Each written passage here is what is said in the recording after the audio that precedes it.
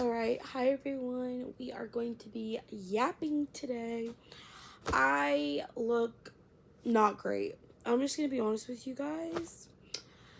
I have started my training for my new job, and I'll give more details on it. I really can't say too much at this point, but basically, it's a lot. It's a lot of stuff I have to learn. I talked about it in another video, but basically, my training has been kind of draining on me. I get home every day like exhausted, super tired, partially because of my own like lack of organized sleep. But anyways, there's so much I want to talk about.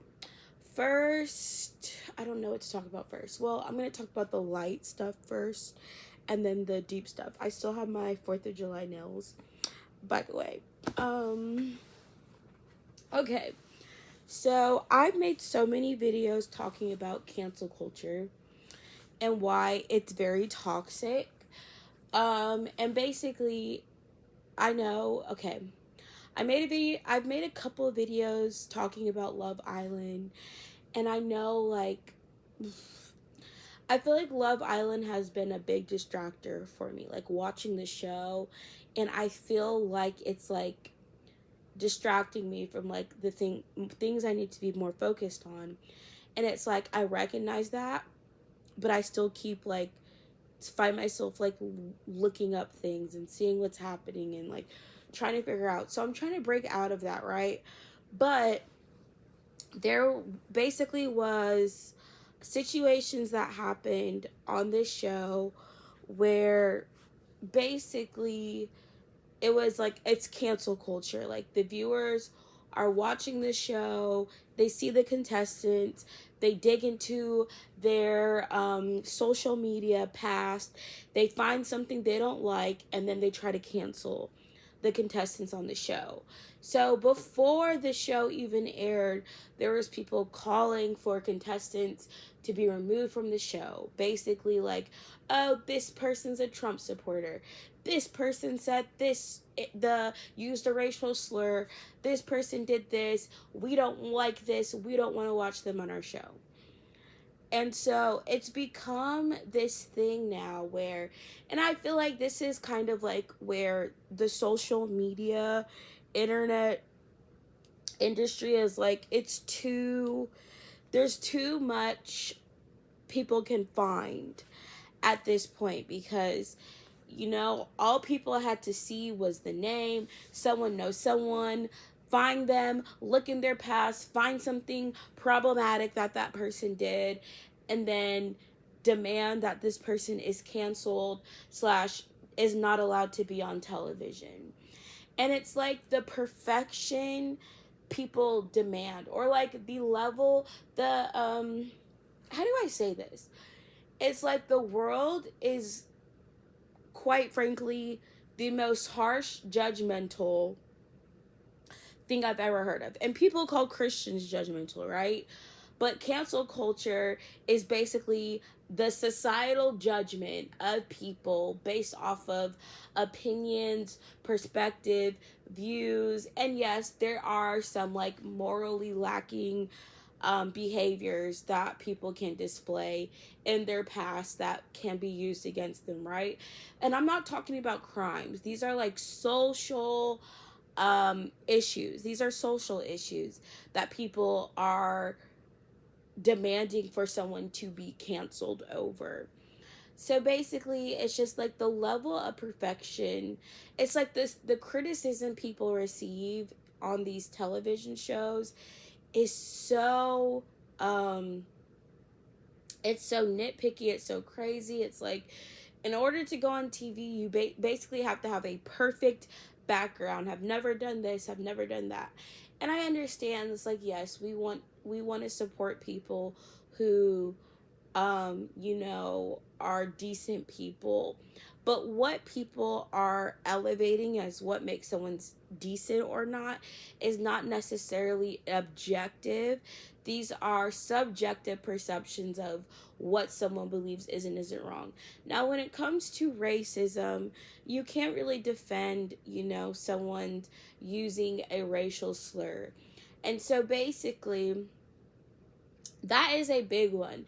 Now, if something was used ignorantly, that's one thing, It's like if someone isn't aware of a word being, a slur or being something negative towards a specific community, um, that's ignorance, right? And ignorance, I'm not saying could be excused, but if someone can be educated on that and correct their mistake, like there needs to be some grace given to people when certain things are done. However, we live in such a society that is so wish-washy.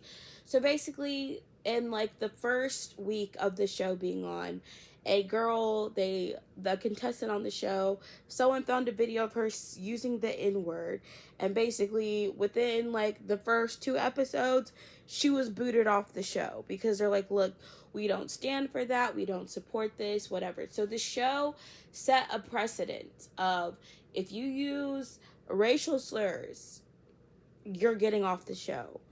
So, weeks into the show, another contestant that's been on the show pretty much since the beginning, someone finds a video of her, screenshots of her using a different slur, but a slur nonetheless.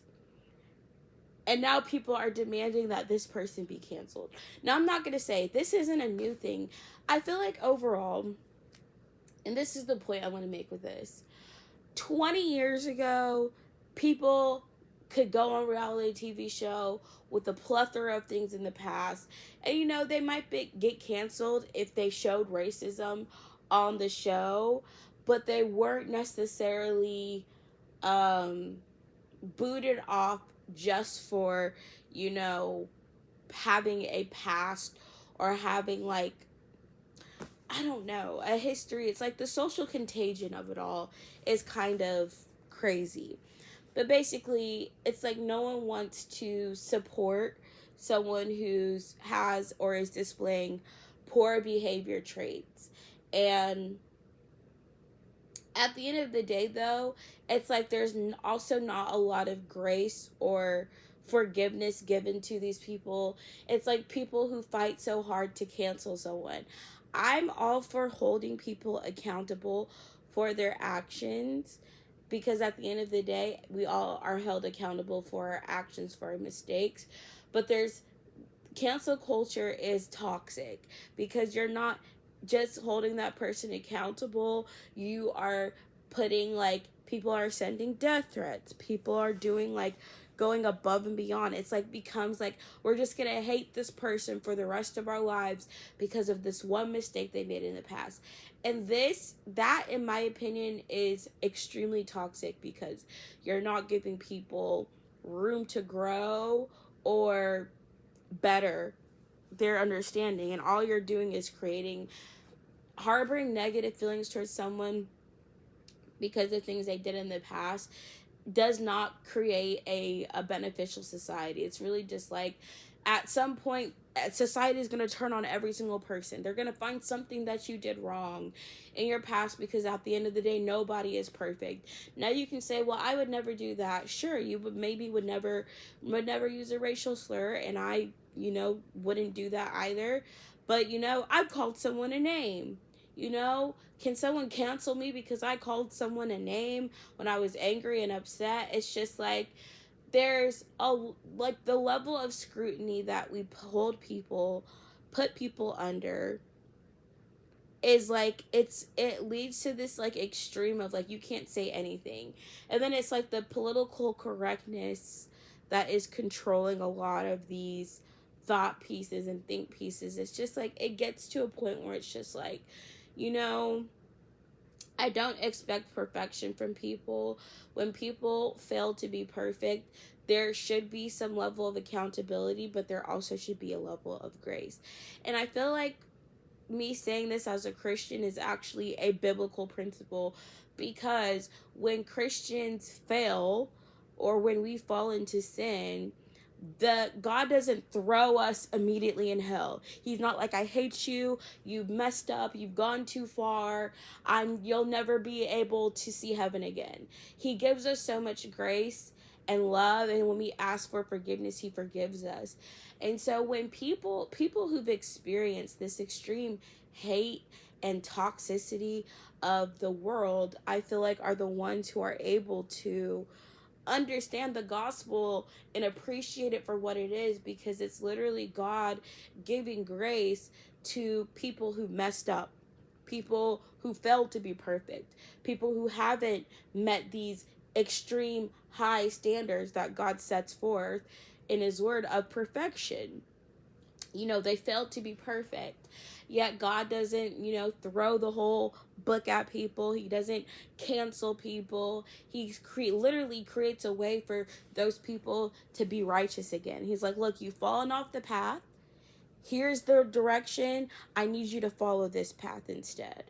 If he sees us going down the wrong path, he tries to correct us to the right one. He doesn't just hammer down on us and send us a slew of punishments and hate and call us names and all of those things. That's not the God that I serve. So meanwhile, the same people who participate in cancel culture will often also say such thing as, Christians are so hateful when they tell the truth about sin. And so this is the funny thing, and I feel like this is what's hard for people to recognize. Christians who call out sin are not doing it to as a cancel culture toxic, in the cancel culture toxic way that people who participate in cancel culture do, right?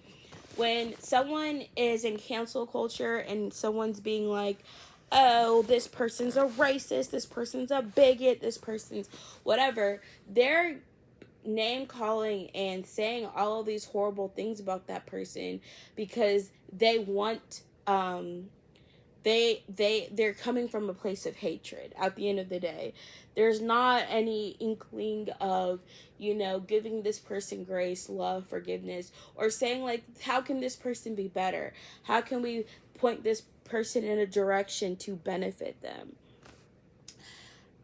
When Christians are calling out sin, it's not to pass judgment, it's to allow people to understand the weight of what the Bible requires for us to be righteous.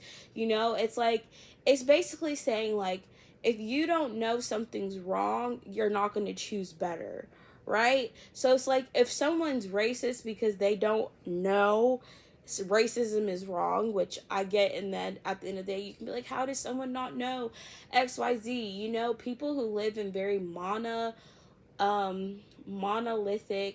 monoracial communities may be very ignorant to what's considered racist or ignorant when they're around other cultures.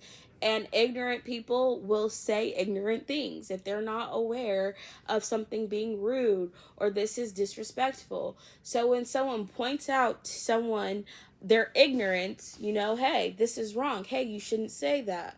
Do we call the person who pointing those things out to them, are they hateful because they pointed out that this is wrong according to the culture that deems it to be wrong? No, you're not sitting here being like, oh, the person who's telling me this is wrong is just a hateful person. However, when Christians are like, hey, according to the Bible, this is a sin, this goes against God, why are we calling Christians hateful for telling the truth about what the Bible says? Now, whether or not someone receives that or believes that, you can't control. But simply telling someone, hey, according to the Bible, this is a sin. This goes against God. This is not what God designed. This is not how God created things. Is not hateful. It's like giving someone information that they may not be aware of according to your culture, your belief system, your religion is not hateful. However, I feel like that's what the cancel culture is basically saying, like, well, you're wrong and you're a bad person and you're horrible and you deserve all of these bad things to now happen to you because of the wrong you've done. And that's what some people equate Christians doing when they just are saying this is a sin. And that's just like I said, again, people see something one way but see another thing the other way. Anyways, the reason I don't support cancel culture is because it's toxic, and I feel like, again, it's not giving people grace. It doesn't give people allow people to grow, and it literally just is like creating a, like, oh, once you've messed up you'll never be able to like do anything good again. And I also just don't think like hating people um is how you correct someone's poor behavior, through hating them and calling them names and saying like, oh, you're a racist, you're a bigot. I learned this honestly in a very like hard way. Calling someone a racist is not going to change them being racist at the end of the day. um is not going to end racism. So that was just something I wanted to share. It's just like the way I see it, because you know, you have people defending. It's not that people shouldn't be held accountable. It's just that the way people are being held accountable is toxic. That's what I don't support. However, in the show, there's the girl who ended up going home because it was later found out. Basically, because the show had already set a precedent of someone being kicked out over it, I feel like they kind of were obligated legally, because the person who they sent home in the first episode could have sued them for like discrimination. Like, hey, this person had a similar situation. You allowed them to stay on the show, but you kicked me off. Yeah, they couldn't legally have that risk, and I'm sure that's what they were looking into with making the decision to remove this other contestant from the show. But this other contestant has been receiving so much hate and everything, and it is concerning because it's like mental health and people being bullied. It's just like, it's not okay. It's not okay to bully someone. And I feel like that's why I'm like, to go on a TV show, you have to have thick skin. The hatred, people make fun of people, the way people attack and judge, and all of these things, it's just like, I could not do it. So that's kind of like the light and stuff of what I had to say. Now I'm going to talk about the video I just watched, which was Christian woman versus New Age woman. I started watching this video, and I'll try to link it down below. I could not finish it, not because it was like hard. Well, it was hard for me to watch. I am a Christian, obviously, so I sided, of course, more with the Christian panel. However, there was a woman on the Christian panel who claimed to be a pastor that just was saying things that did not sit right in my spirit. From the very beginning of the video, she seemed to have a hard time saying she was a Christian, which I found kind of like interesting. But it also seems like I don't know.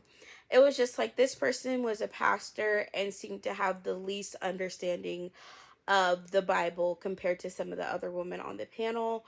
But it is an interesting conversation. And I've made videos talking about like how my thoughts on New Age, because I've watched New Age to Christianity testimonies. And I've watched quite a few of them that I just stumbled across like years ago. And watching those videos gave me like a good understanding of kind of what New Age is and why it's deceptive. Because I feel like although I've never believed or practiced some of the things in New Age spirituality, I learned from the people who did and left it for Christianity. So I have a different understanding of it. Not as someone who's participated in it, but someone who's listened to those who have and said this is what was wrong. This is what was missing. This is why it couldn't fulfill. And so basically in the conversation or this panel, they have four women who are new age spiritualists. And I feel like one of the most telling things about it is the people who practice new age spirituality, it is very individualized. You know, none of them could really come to a consensus on what they all believed. It was like we all believe different things. We believe that all things could be true, but also the way that you do it I don't agree with. It was like they all kind of had this anti-Christian, is the only thing that they were united on was being anti what Christians think and what the Bible says, and anti Jesus being the only way. And I feel like, funnily enough, no one ever points that out when it comes to what New Age spirituality actually does stand on, because the only thing it stands on is being anti Christian. And that is not by coincidence, by the way.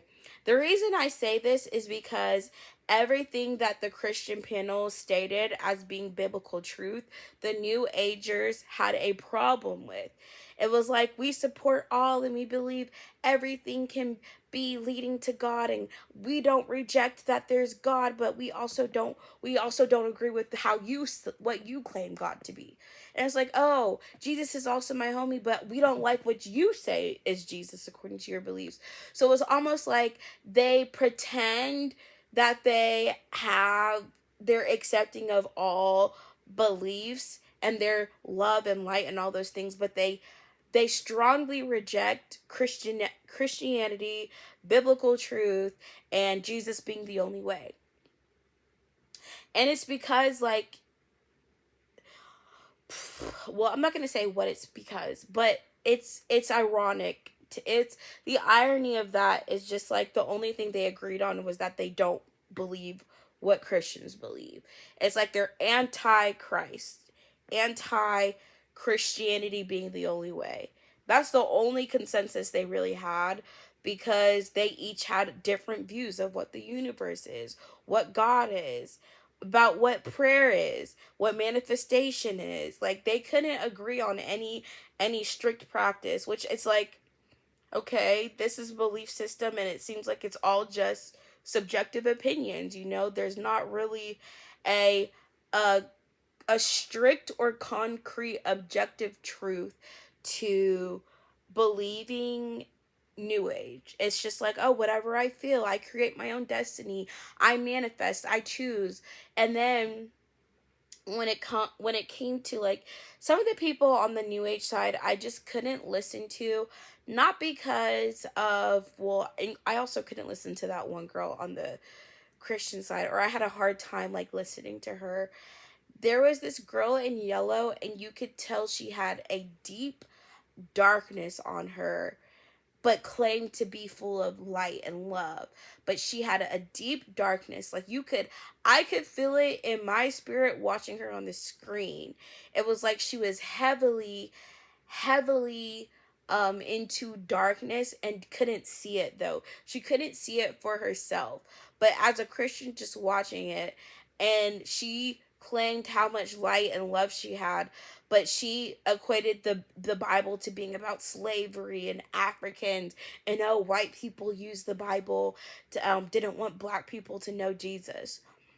Um she seemed to like, she had an issue with the Bible over her issues with slavery and racism in America and a bunch of other things. And she equated Christianity to being like supporting slavery. And I feel like a lot of people have used this argument to essentially justify not believing in the Bible and not believing Christians.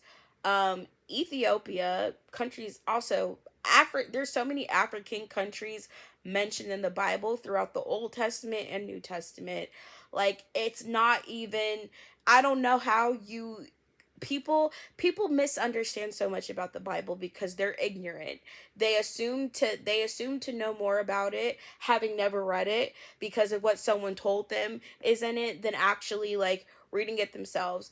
But first of all, one of the oldest Bibles in the world is in Ethiopia. One of the oldest Christian churches in the world is in Ethiopia, a country in Africa. Africans knew of Christianity before some Europeans did. Christianity is not the white man's religion. Christianity is not a racial religion. Christianity is a religion that is about having a relationship with your God with God through a relationship with Jesus Christ. It is not about your race. It is not about slavery. The Bible uses slavery in an allegorical sense because the Bible uses slavery to talk about how we are in our sin. We are slaves to our sin. And there's an allegorical use of slavery in the Old Testament with God choosing slaves, making them his chosen people, freeing them from that slavery, taking them out of Egypt, restoring them, giving them this new land. Like, God literally made slaves his chosen people, and y'all think and freed them, and y'all are still trying to say the Bible supports slavery. Like, let's not do that. I've heard atheists use this argument about Christianity and the Bible that making this claim that, oh, it supports slavery because they cherry pick a verse in the Old Testament instead of taking into account the entire context that the Bible is written in, and also taking into account that this is one story from one book of the Bible that mentions slavery, and the slavery that is listed is allegorical to how the Bible describes humanity's relationship to sin, as in we are slaves to sin. Anyways, people don't know the Bible, they just pretend to. So she had this very deep rooted, it seemed like, anger about Christianity, and that was blocking her. But it also seemed like she was heavily into like African spirituality as a resort, and there's a lot of darkness in that sense. Like, again, I sense that from just watching this video, that there was like this darkness in her that she couldn't see. She thought she was full of light and love, but that's not what came out of her. And it's like crazy how the people who think they're full of so much light and love but spew out so much hatred and anger, and they don't appear to be peaceful or have joy. It's like they actually demonstrate quite the opposite while claiming to be full of light and love. Meanwhile, I feel like a lot of New Agers try to steal aspects of Christianity and New Age spirituality. Like, I've noticed, like, no one ever can say anything bad about Jesus, but they'll just say, like, oh, I don't believe Jesus, how the Bible describes Jesus as being how he actually was. It's like they always have to find, like, oh, well, I think they twisted this or they left out something. It's like they always are trying to look for something that denies who Jesus was according to the Bible. It's like always coming up with, oh, well, this was missing from the Bible, or we can't trust the Bible because it was written by people who weren't perfect. And they always make these claims with zero proof, by the way. It's always someone saying, well, the Bible was changed. Zero proof that it was changed. Just like, how do we know we can trust this book? It was written years ago by people and blah blah blah, but you trust all them New Age spirituality books you read. You believe a book that was written 20 years ago, 30 years ago, because it tells you the deep dark secrets of the universe, but y'all question the accuracy of the Bible that was written over 1600 years by 40 plus authors, in different languages, has over 24,000 manuscripts written in the original language that we can trace it back to. Y'all question the validity of that, but don't be questioning the validity of all of the new age spirituality books you be reading that do not predate the Bible, by the way. It's like people always claim, well, these things were being practiced before Christianity. I'm sure there were, but the books you're reading are not older than the Bible. I don't know. Anyways, the source, people always try to, um, I've noticed that people try to deny the accuracy of the Bible in order to support them not believing in it. It's like, oh, I don't believe the Bible because I just can't believe, I just think it's been changed. The proof of it's being changed, nowhere to be found. It's almost like when Wes Huff debated that other guy. I can't remember that his name, but he had a whole YouTube channel page that was devoted to debunking the Bible, and it took one debate with an actual Bible scholar to shut down every single claim that he's made. Every single claim that he made about the Bible not being true was using information that was unfounded, inaccurate, not found in historically relevant places like studies ever. He was using all of the sources that he used to debunk the Bible were written well after the Bible, had no valid claims, no true validity to them. And so all it turns out is that anytime people have tried to debunk the Bible or say the Bible isn't valid, they're always using sources that came after the Bible was written. Don't you think that's kind of funny? Like, this person, one of the people in the panel was trying to talk about, the Gospel of Mary Magdalene and how that's like, why isn't it in the Bible? This was taken out of the Bible. It wasn't taken out of the Bible. It quite literally was created after the Bible was already written. It's like people don't understand that the canonized Bible was kept a certain way, was canonized by historians who made sure that they lined up with the historical relevant documents that were already existed at that time. The reason some of these books that y'all find on the internet, on Amazon, because you see a gospel of XYZ person that's mentioned in another book of the Bible, you're like, why isn't this in the Bible? They're trying not to teach us whatever. It's not in there because people who wrote these things were often writing them after the Bible had already been written.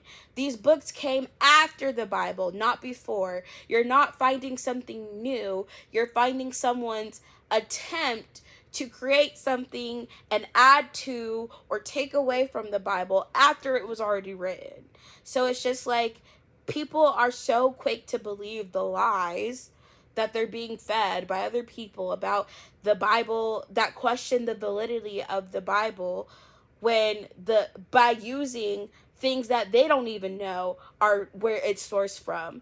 It's like, how are you going to tear down the Bible as being truth by using a source that you don't even know is actually true? How do you know the source that is telling you the Bible is wrong is actually true? What makes that more valid than the Bible? Why aren't you questioning the validity of the book that tells you the Bible is wrong, but you're ready to question the validity of the Bible over this book that came after the Bible that tells you it's wrong? It's just like, do y'all see what I'm seeing? Like, the irony of claiming something's wrong because you read it in a book, but the book that you're reading, you're not questioning how do you know that one is true.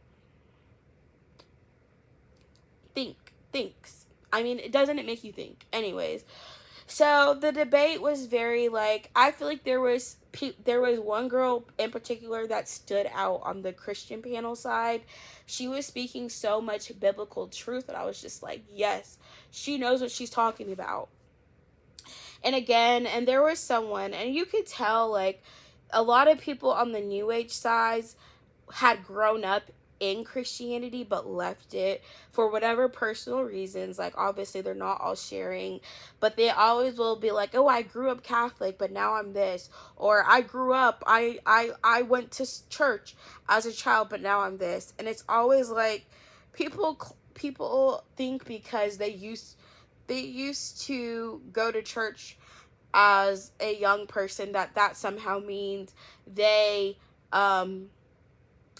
how do I say this? It's like, oh, because I went to vacation Bible school throughout elementary and middle school, this somehow means I was, very well versed in the Bible and I really understood it. When in reality it's like, at that age and at that mindset, you're going to vacation Bible school because your parents chose that for you, right? It's like someone who's never, if you're not choosing to follow the Bible and follow Jesus in your own volition, it's not really your belief. It's not really your faith. And a faith that has never been tested cannot be validated. That's the best way to say it. You don't know you have faith until it's been tested. And your faith in God is as strong as how it was tested, how your faith was tested.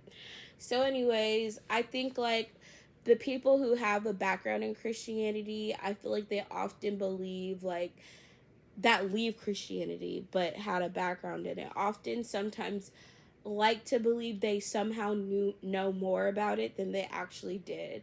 It's just like, if you were not fully devoted to Christianity in your youth to the point that you left it, I wouldn't use that as an argument for like understanding more about that religion than someone who's currently is currently devoting their life to following it,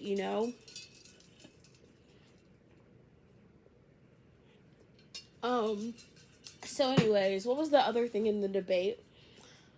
um I've noticed too, like people into spirituality, some people that are really deep into New Age spirituality, they only have an issue with Jesus. And I wasn't gonna mention this because it's like, I don't know.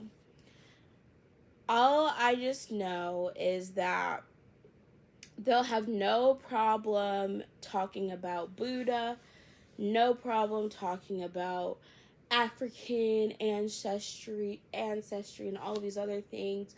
But when it comes to Jesus, they have the biggest problem with who Jesus is and what he represents. And that's why I'm saying like so many of the other religions are antichrist at its root, at its nature. They're antichrist. You know, they might say Jesus was a good person, but there's some aspect of Jesus that they are against. They're either against him being the Son of God, they're against him being I don't know, like just think like everything, it's like they never accept what Christians believe about Jesus. It's like, oh yeah, I believe Jesus, he exists and he's a good person, but I don't believe that that's what the point, he died for our sins. That wasn't why Jesus existed. It's just like they'll take aspects of him, but they never follow the story that is the actual canonized story of Jesus in the gospel. So it's just like, it's a rejection of Jesus as the Son of God who died and rose again for your sins. That is the gospel. So it's like, it's always, they reject the gospel in some form, even if they might borrow Jesus or say, I think Jesus existed and was a good person. The Christ consciousness is like a new age spirituality um, rabbit hole that you don't want to go down, where pretty much people think like, oh, Jesus didn't come to die for your sins. He died to show you how to be Christ conscious, and so you can become a God. And this is what I mentioned in my last. This is what I'm going to end with. Every new age spirituality practice is all about making yourself God. It's about making God in your own image. You know, a lot of what people in new age talk about is like God is in me. It's like a worship of self.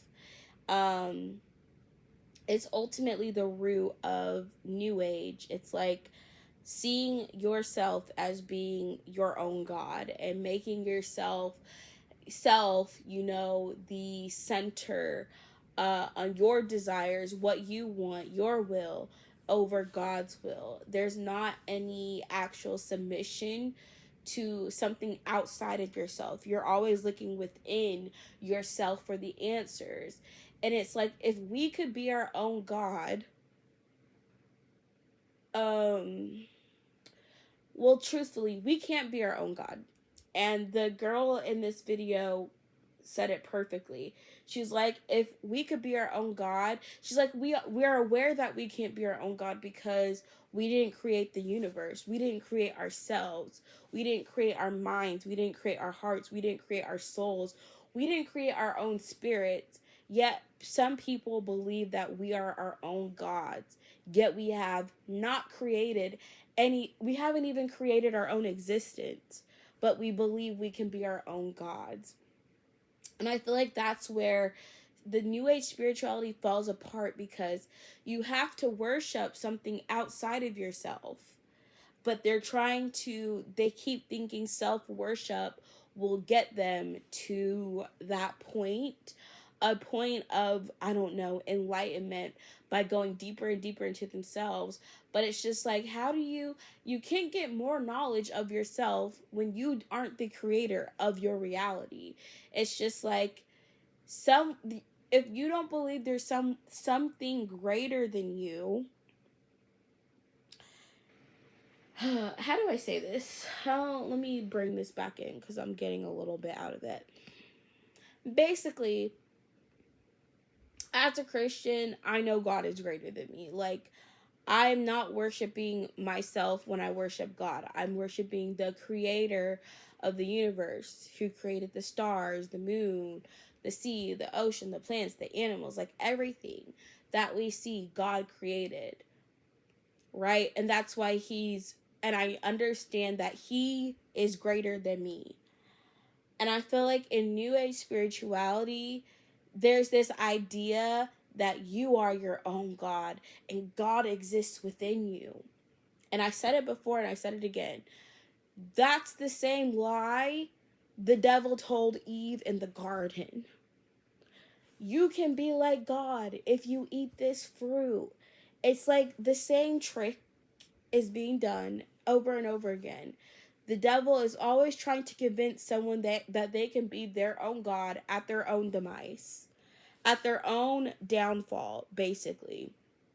You can't be your own God, because if you were actually God, you wouldn't have to use the power of the things God created to make something work for you. Because from the very beginning, it said God spoke and it was so. If you were actually God, you could just speak and it would be so. It's just like people are aware. I feel like people are aware of our limitations as God's creation, but they want the power that they see and understand the creator has. And so they're trying to make themselves like the creator, but in their own image. And it's something that I was thinking about kind of before I even started making this video, was just like, what is the purpose of new age spirituality? Like, what's the end goal? Like, what is the purpose of, like, what's the ultimate goal? What do you achieve by believing in New Age spirituality. It's like this idea that you can have whatever you want through your own will and through your own power, right? But you're doing that at the expense of not being submitted to God's will. You're saying I can create my own reality, my own destiny, my own future. I can manifest things for myself. I can make my life, the things that I want, come to volition with my own will. And it's not in submission to God's. You're doing just whatever you think you want. But what do you gain? Like, what's the ultimate goal with that? To just have whatever you want and believe that whatever you want in life is going to bring you peace. So it's basically just like a worship. It's ultimately a worship of oneself and one's own desires, is what I would pinpoint. New Age spirituality comes down to a worship of the things that serve yourself. Essentially, like, if I want something for myself, I'm going to make it happen through manifestation, through doing whatever the quote unquote work that they believe that you have to do. And it's like you're always looking for all of this information from other sources, not knowing where those other sources come from or backed from. But it's just like there's no, like I said, there's no objective truth in any of the New Age spirituality, because it's all over the place. Anyways, the ultimate goal is, I guess, for someone to serve their self and their desires to their fullest ability. I don't know if it's enlightenment that they suppose they get, but anyways, for me as a Christian, I look at that and I think, like, someone who achieves the goal of New Age spirituality gets everything that they want, but cuts themselves out of a relationship with their creator, because God gives us the free will. He's not forcing us to have a relationship with him. But imagine your dream life excludes the creator. It excludes the God who created you, right? Because you want to be your own God. You reject the God who created you. Make yourself your own God. Make yourself the ruler of your own life and say, I have all the authority and none. You are cutting yourself off from everything God created to serve that life, to live life for yourself and in your own volition. So basically, it's like God created all of these things. He created the world that we live in and these existence. And your goal is ultimately to just exist by your own means, to your own rights, and as your own God. But you're not going to be left with what you think you are, because God is the creator of all things good. And it's like you're separating yourself. It's like to gain everything that you think you want in a world that you didn't create, with a life that you didn't create, with an existence you didn't decide for yourself. It's almost like it's like God will allow you to make a choice to exist and live a life without him. God is not forcing anyone to have a relationship with him. That's why it's like it's our choice. It's through our faith. Faith means you are choosing to believe in God. It's by grace through faith. God gives us grace. We have to have faith in order to receive that grace. Anyways, the faith that we choose to have in God or in ourselves chooses your destiny, basically. It's like, if I believe in God and I believe in heaven and hell, right? It's like the ultimate goal is to exist with God, because, like, the purpose of Christianity is a relationship with your creator. It's literally like, man, I want a relationship with the person who created me. That's the ultimate end goal of Christianity. And then you literally exist with God for eternity. But then the opposite is for those who reject, because God, even though God created every single one of us, he still allowed you to reject him. He's not forcing a relationship with him. So people who reject God reject God, reject the relationship with their creator, to live life on their own terms, in their own volition, and have their own will be done in their own lives. They don't want to submit to God's will. They want to live their life however they want. And they believe after they die, I mean, I don't know what you believe after happens after death, because it seems like everyone believes different things. If you've lived your whole life without a relationship with God, having no idea of the spiritual eternity that exists after death, but you chose in your life to exist without God, why would after that you believe you're going to exist with the same God that you rejected, when you already committed your life here on earth to being without him? You're not going to want to be with God after you die either, right? And so when Christians are saying like, hey, a life without God is a life without all of the good things that God also created, because the first thing God created was light. God is also love.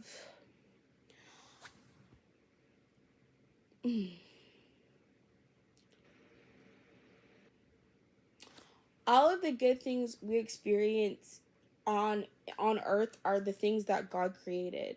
And basically, you're borrowing the good things God created to have anything good in this world. But after you die, right? And if you don't know what you think, you have a belief, but you actually don't know what happens, right? Because, at the end of the day, if I'm wrong about Christianity and Jesus being right, what happens to me? Who knows, right? But if Christians are right and the choice is either an eternity with God or without God, the eternity without God is what is classified as hell, according to the Bible. It's without all of the good things God created. Because basically, without God, you have nothing. Everything you have, including your life, was a gift from God. When you choose a life without God, you're rejecting all of the great things God created for our life. In order for us to have life, God had to exist. And so it's almost like you are cutting yourself off. Cutting yourself off from the creator is not going to give you what you think you want, because you can't even exist without the creator. But you think you know more, and you think you'll have more. And God's like, God honors our free will. I hope people realize that. Like, God could very easily have made us do everything that he commanded.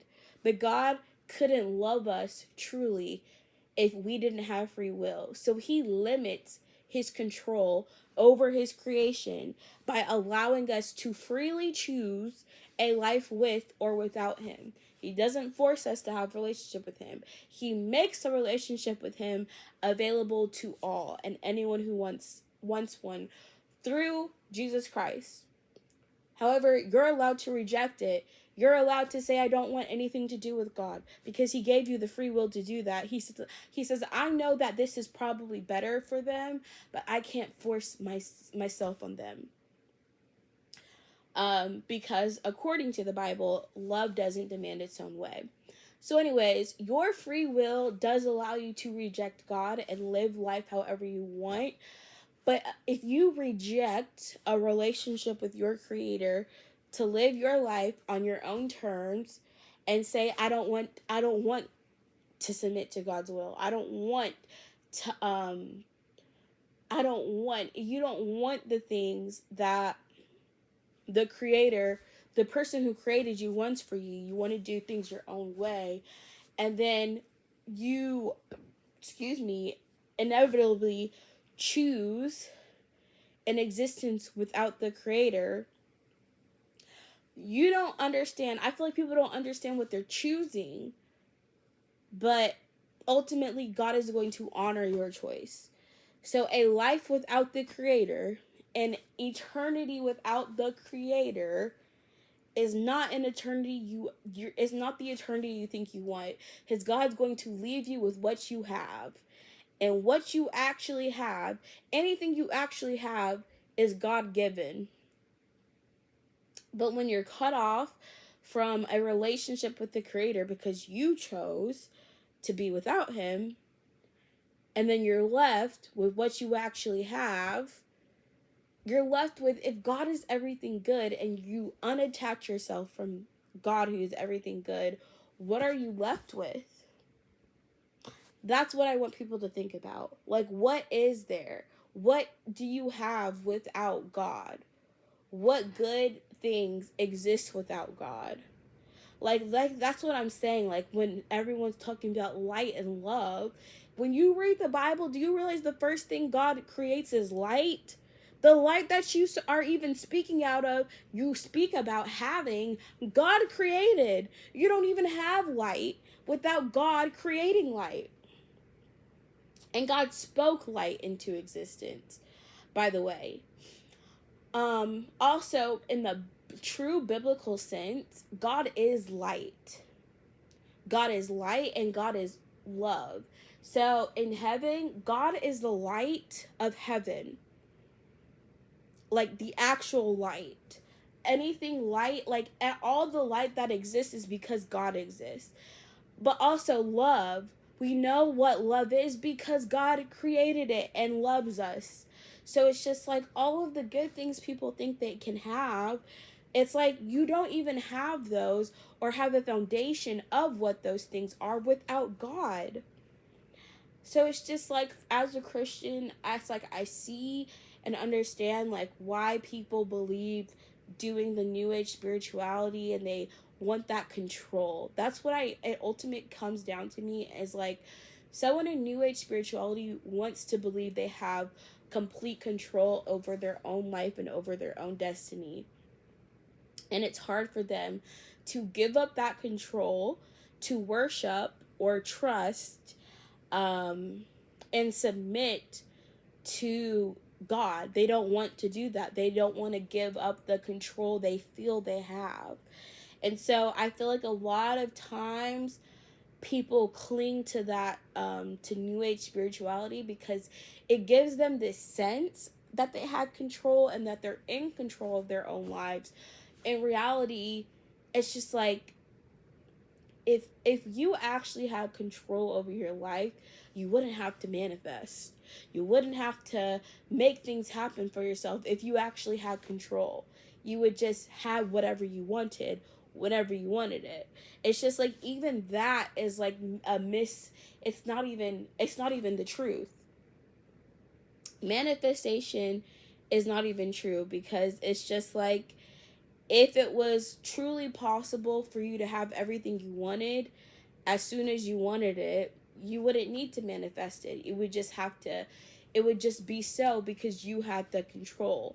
But the fact that you have to do all of these actions in order to make something work from you, and you're doing all this quote unquote inner work, I truly don't know what like new age spirituality looks like for every person, because it seems like people just choose for themselves what things that they do or participate in or don't do. But ultimately, I know that it comes down to people believing they can create their own destiny. They can manifest. They can decide for themselves the things that happen to them, the things that they get. But even that seems to be a deception when you really look into it.